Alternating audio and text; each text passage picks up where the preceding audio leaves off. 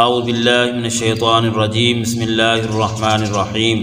محترم سامعین و ناظرین، آج کی ویڈیو میں ہم قرآن مجید فرقان حمید کے نام بیان کریں گے تفسیر کبیر اور تفسیر عزیز کے حوالے کے ساتھ۔ قرآن مجید فرقان حمید کے 36 نام ہیں: کتاب، قرآن، فرقان، ذکر اور تذکرہ، تنزیل، الحدیث، موعظہ، حکم، حکمت، حکم، محکم، شفا، ہدا، صراط مستقیم، حبل، رحمت، روح، قصص، بیان، تبیان، بصائر، فصل، نجوم، مثانی، نعمت، برہان، بشیر، نذیر، قیم، مہیمن، ہادی، نور، حق، عزیز، کریم، عظیم۔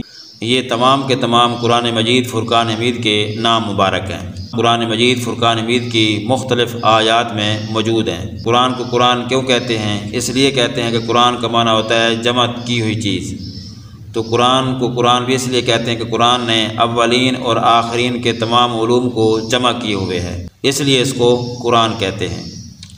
ویسے قرآن پاک کو قرآن کیوں کہتے ہیں، اس حوالے سے اسی نام سے کہ قرآن کو قرآن کیوں کہتے ہیں میں نے ایک ویڈیو بھی بنائی ہوئی ہے، اس کے اندر کافی مواد موجود ہے کہ قرآن کو قرآن کیوں کہتے ہیں، آپ اس ویڈیو کو مشاہدہ کر سکتے ہیں۔ اسی طرح قرآن کے ناموں میں سے ایک نام اس کا فرقان ہے۔ قرآن کو فرقان کیوں کہتے ہیں؟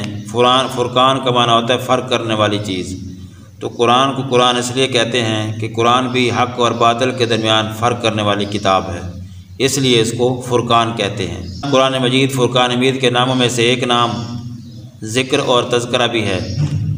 ذکر اور تذکرہ کا معنی ہوتا ہے یاد دلانا، تو قرآن مجید فرقان حمید اللہ اور اس کی نعمتوں کو اور عہد میثاق کو یاد دلاتا ہے، اس لیے قرآن کو ذکر اور تذکرہ کہتے ہیں۔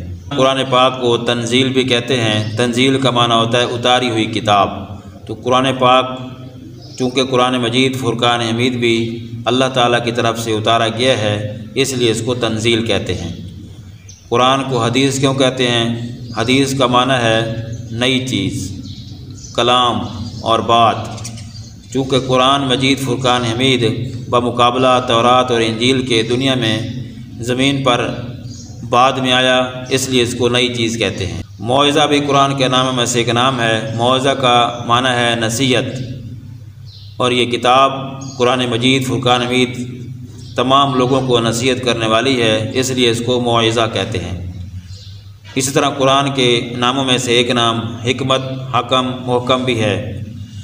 اس کا معنی ہوتا ہے مضبوط کرنا، لازم کرنا اور روکنا، یہ سارے اس کے معنی ہیں۔ چونکہ قرآن مجید فرقان حمید ایک مضبوط کتاب ہے، کوئی اس میں تحریف نہیں کر سکا، اور لازم بھی ہے، کوئی کتاب اس قرآن کو منسوخ نہیں کر سکی، اور بری باتوں سے روکنے والا ہے، اس لیے قرآن کو حکمت، حکم، محکم کہتے ہیں۔ اس طرح قرآن مجید فرقان حمید کے ناموں میں سے ایک نام اس کا شفا ہے۔ شفا اس لیے کہتے ہیں کہ یہ ظاہری اور باطنی بیماریوں سے سب کو شفا دینے والی کتاب ہے، اس لیے اس کتاب کو شفا کہتے ہیں۔ اس کتاب کو ہدا اور ہادی بھی کہتے ہیں، یعنی قرآن کو اس لیے کہتے ہیں کہ یہ لوگوں کو ہدایت دینے والی کتاب ہے، اس لیے قرآن کو ہادی اور ہدا کہتے ہیں۔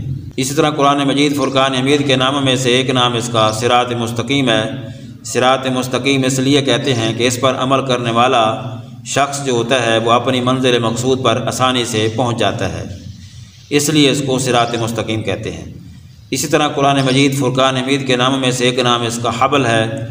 قرآن میں بھی اللہ پاک نے فرمایا وَاعْتَصِمُوا بِحَبْلِ اللَّهِ جَمِيعًا۔ حبل اس لیے کہتے ہیں کہ حبل کا معنی ہے رسی، اور رسی سے 3 کام انسان لیتا ہے، بکھری ہوئی چیزوں کو باندھ لیتا ہے، اور رسی کو پکڑ کر نیچے سے اوپر پہنچ جاتا ہے، اور رسی کے ذریعے بندہ کشتی کو کنارے پر لے جاتا ہے۔ چونکہ قرآن مجید فرقان حمید یہ بکھرے ہوئے لوگوں کو جمع کر لیتا ہے، اس لیے اس کو حبل کہتے ہیں، اور اسی کی برکت سے لوگ کفر کے دریا میں ڈوبنے کی بجائے بچ گئے اور ہدایت کی طرف چلے گئے، اور اسی قرآن کے ذریعے بندہ جو ہے کفر کی دلدل سے نکل کر اور گمراہی سے بچ کر اللہ کی بارگاہ تک پہنچ جاتا ہے، اس لیے قرآن کو حبل کہتے ہیں۔ اور دوسرے نام جو رہتے ہیں وہ کل کی ویڈیو میں انشاءاللہ میں بیان کر دوں گا۔ اللہ تعالیٰ صحیح معنی میں قرآن سمجھنے کی توفیق عطا فرمائے۔